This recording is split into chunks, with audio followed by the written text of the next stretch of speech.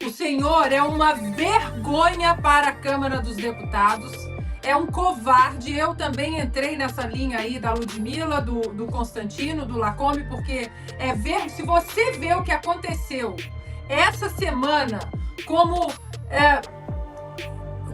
mais um capítulo nefasto de uma covardia absurda, você não ter uma espinha dorsal ereta para pelo menos dizer isso aqui tá errado, 14 anos de prisão, temos exilado sim. Fala pessoal, sejam bem-vindos. Começando mais um vídeo recheado de informações importantíssimas. Mas antes, inscreva-se agora mesmo no canal, deixe o seu like e compartilhe esse vídeo com o máximo de pessoas. Assim você vai estar me ajudando demais. Giro na tela e notícias a seguir.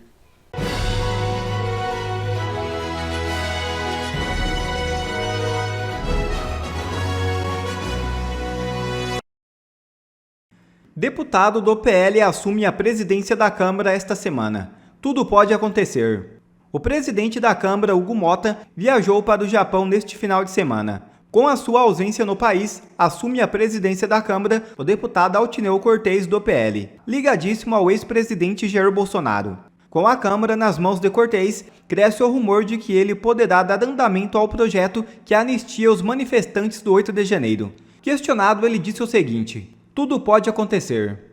Hugo Motta vem sofrendo uma grande pressão da oposição na Câmara dos Deputados e também críticas vindo das redes sociais após declarar na semana passada que não existe exilados nem presos políticos no Brasil. A declaração ocorreu após um jantar no apartamento do ministro Alexandre de Moraes, que contou com a presença de outros ministros do STF, Geraldo Alckmin, e membros do governo Lula, além também do presidente do Senado, Davi Alcolumbre, o que levantou vários questionamentos sobre o que teria acontecido nesse jantar para a mudança tão drástica do posicionamento de Hugo Motta. Ele foi um ventríloco ali, né, um boneco de ventríloco, né, do Sarney, do Alexandre de Moraes, do sistema. Né, e a gente descobriu o cardápio, foi até uma tirada do próprio André Marsiglia, nosso amigo também aqui do programa, né, fazendo o Braddock Show comigo. Ele comentou, né, a gente sabe agora, não sabe o que era o tema da janta, mas a gente sabe que foi jantado. Né, então, de novo, o sistema é poderoso, né, é bruto, companheiro. Então, o Motta começou ali jovem, né, cheio de potencial, tem uma ala essa que nos chama de intergaláctico, que apostou muito nele, né, um deles chegou a falar lá de longe da Austrália que ele ia ser um herói, podia ser um herói no Brasil. E tá aí, né, os nossos heróis são todos de pés de barro, né? Então o cara fazendo um discursinho de que o Brasil tá tudo normal, obrigado. E do partido dele são senadora Damares Alves, governador Tarcísio, né? E essa turma está passando pano para isso. A Damares, então, disse que nós devemos amar os nossos políticos, né? Inclusive o Motta, pelo visto, o Hugo Motta. Então, de novo, Lacombe, é difícil ter alguma esperança, nós temos que ter. Nós vamos alimentar essa esperança sempre, porque milagres acontecem. Mas está difícil, está difícil. Então, a gente precisa trazer com realismo, né, essa noção, e é claro que todo mundo atento está ciente disso. Me choca, e eu tenho gente que conheço entre amigos, até familiares, me choca uma elite brasileira, o grau de alienação voluntária. São pessoas que, se você falar tudo isso, um programa desse aqui de hoje, em 1 hora a gente resume aqui o quadro do Brasil, basicamente. Tem gente que acha que nós é que somos alienígenas, ou que estamos exagerando, né? Não, pelo amor de Deus. Então, de novo, desanima. Mas nós temos a obrigação de não deixar isso nos derrotar, pelo menos não nos derrotar. Então, contra Motas, Alcolumbres e companhia, nós vamos seguir adiante, porque eles eventualmente vão perder. E tá lá o Hugo Motta, a Ana trouxe o vídeo, Hugo Motta, Alcolumbre, todo mundo seguindo para o Japão para encontrar lá com a Janja, que está lá 1 semana, às nossas custas, sem fazer absolutamente nada, e já disse que depois vai dar uma esticadinha até Paris. Bom, então, na quarta-feira, Hugo Motta fez aquele discurso completamente irreal, cheio de mentiras, assim, uma negação absoluta da realidade, e na sexta-feira, né, ele foi confrontado pela mãe de um dos exilados políticos do 8 de janeiro, foi durante um evento do Partido Republicanos em Brasília. Tereza Vale é mãe de João Lucas Gifone, então ela protestou contra a afirmação do Motta de que o Brasil não tem mais exilados políticos. Um momento para a senhora falar, se a senhora puder compreender, darmos continuidade nessa solenidade de abertura, E daqui a pouquinho nós temos um momento, com todas as mulheres, solicitamos a compreensão da senhora, por gentileza. Esse é o segundo encontro nacional Mulheres Republicanas na Casa do Presidente falou que não existia exilado político. E aqui veio ao palco falar que é a favor das mulheres, das mães, que esse partido é a favor das mães, da gente, das mulheres. E estão querendo me barrar. Meu filho ficou 7 meses inocente numa papuda. É um jovem psicólogo infantil, maravilhoso. Como que pode? Não é beleza? É uma incoerência.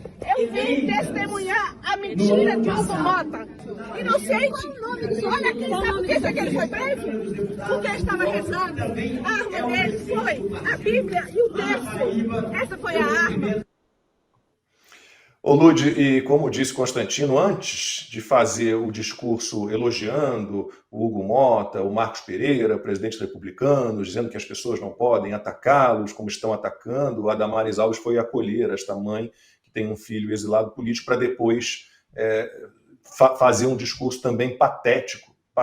Então, bom, acho que Constantino e Ludmila estão aqui representando todos estes que para o Hugo Mota não existem, né, Ludmila? Então, Lacombe, e o Hugo Mota, eu não sei se ele percebeu, ou se ele fingiu que não percebeu, que ele entrou em contradição publicamente.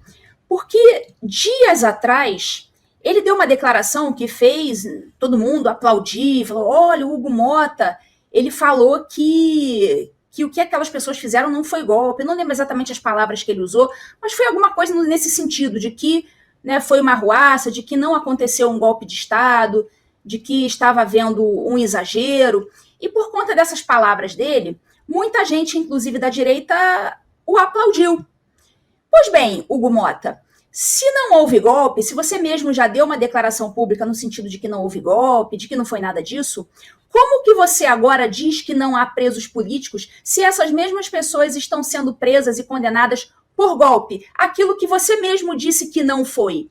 Como compatibilizar essas duas declarações antagônicas? Ou você diz que não foi golpe e reconhece, portanto, que essas pessoas são presas políticas, porque estão sendo presas por algo que você mesmo já reconheceu que não aconteceu, ou você diz que foi golpe, e essas pessoas então estariam presas de forma justa. Não tem como compatibilizar essas duas declarações dadas pelo Hugo Mota em um curtíssimo período de tempo.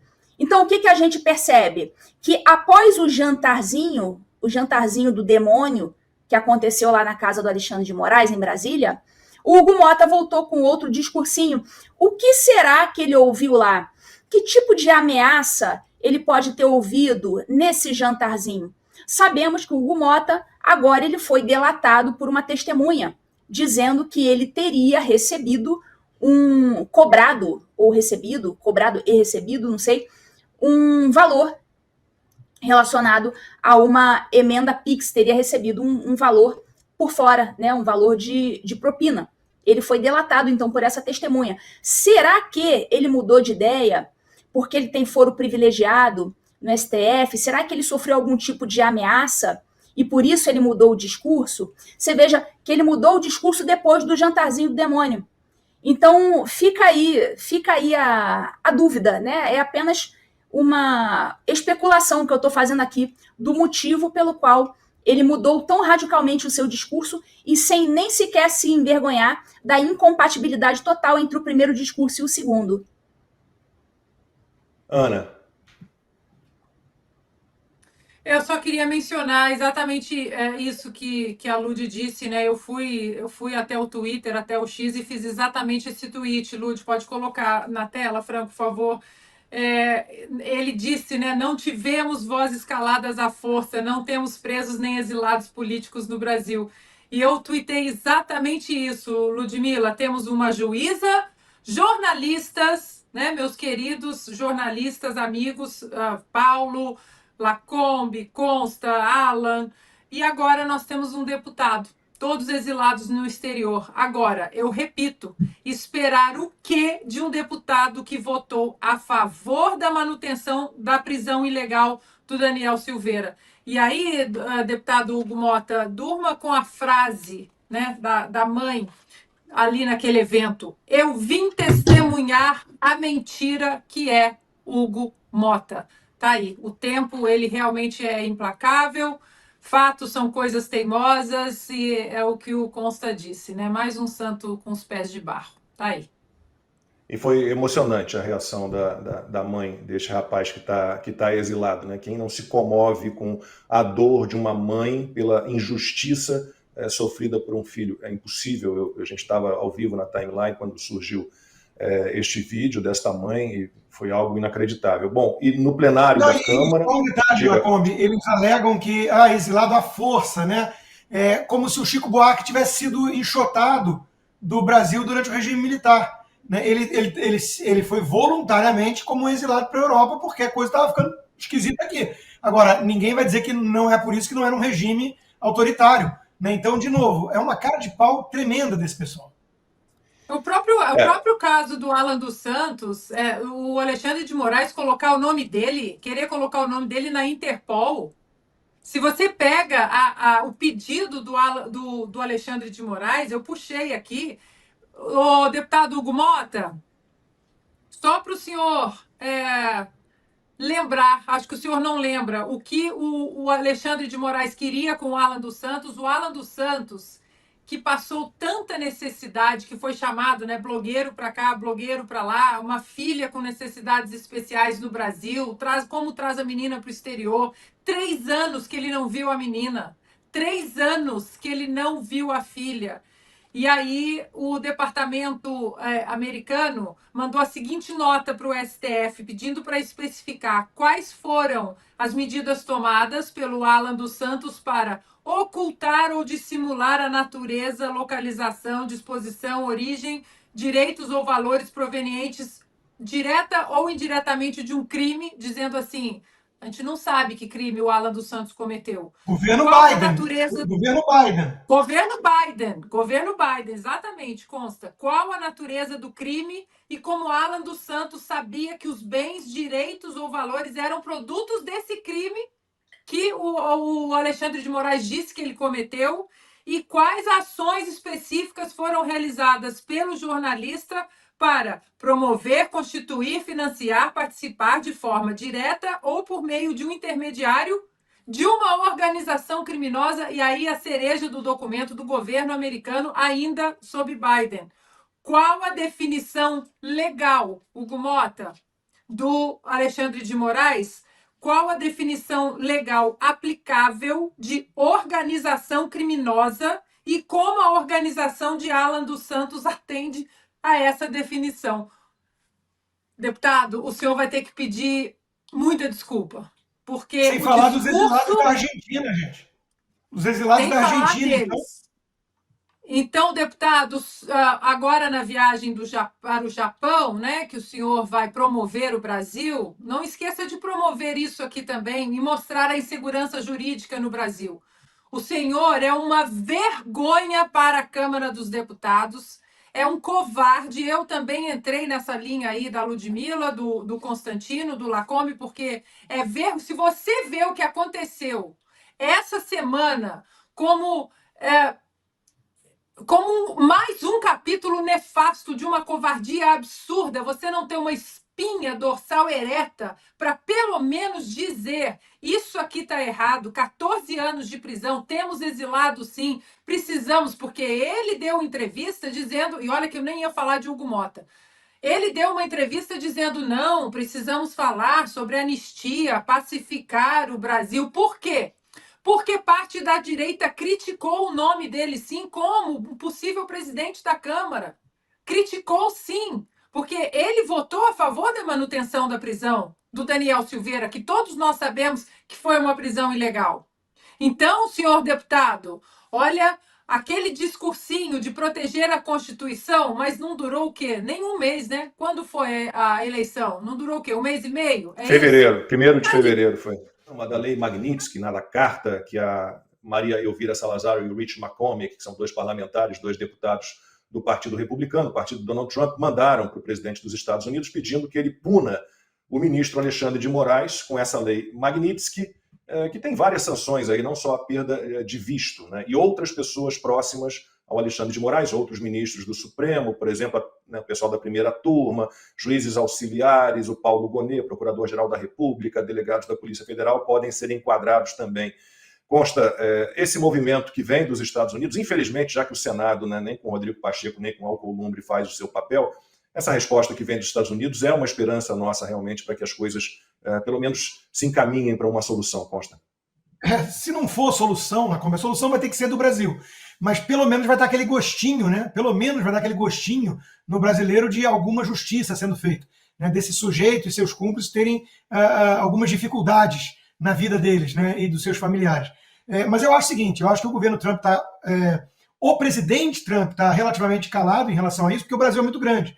Eles estão preocupados, o Brasil tem uma dimensão continental, imagina mais uma Venezuela no continente. O Brasil virando de vez satélite chinês. Porque vamos lembrar que essa história da Credem, da comissão que o Eduardo Bolsonaro ia assumir, ele já disse isso, o próprio Jair Bolsonaro já disse isso, era para revelar ali também os esquemas de Brasil com China e tudo mais. Eles não querem deixar isso. Então, os Estados Unidos não podem simplesmente, por uma questão de o Elon Musk foi atacado pessoalmente, a gente quer ver o Alexandre se dar mal, então o Trump vai lá e adota uma retórica meio inconsequente. Não pode funcionar assim. Tem que ter estratégia, tem que ter inteligência, né? O Brasil é um parceiro comercial, não é dos maiores do mundo, o Brasil não é tão relevante, mas para o continente ali tem a sua importância e tudo. Então vai ser feito aos poucos, né? Para a gente que está vendo o que está acontecendo, está demorando uma eternidade. Não vejo a hora desse sujeito começar a pagar pelo menos algum preço, né, na física, ser punido pelo que ele está fazendo a tanta gente, né, de maldade. Mas não vai ser a bala de prata. A gente tem dito isso aqui. No 4x4 não tem esse clima de 72 horas, tic-tac, solução milagrosa. Não existe isso. É uma medida importante para escancarar para o mundo o que o Brasil virou, para começar a ter consequências para o sistema, para os donos do poder, para emissora de TV, banqueiro, industrial da Fiesp, empreiteiro, começar a ficar com receio. Porra, o negócio vai virar Venezuela mesmo, né? A gente está brincando aqui, mas a coisa é séria. E talvez, quem sabe, começar a ter uma chance de um acordo, de uma pacificação, de entregarem na bandeja umas 3 cabeças, 2 que seja, e tentar começar a ir por um caminho aí de pacificação do Brasil, entre aspas, né? É o que nos resta. Não sei se é o que nos resta. Eu gostaria de esperar mais. Nós lutamos muito para aceitar a volta do Teatro das Tesouras como uma vitória, né?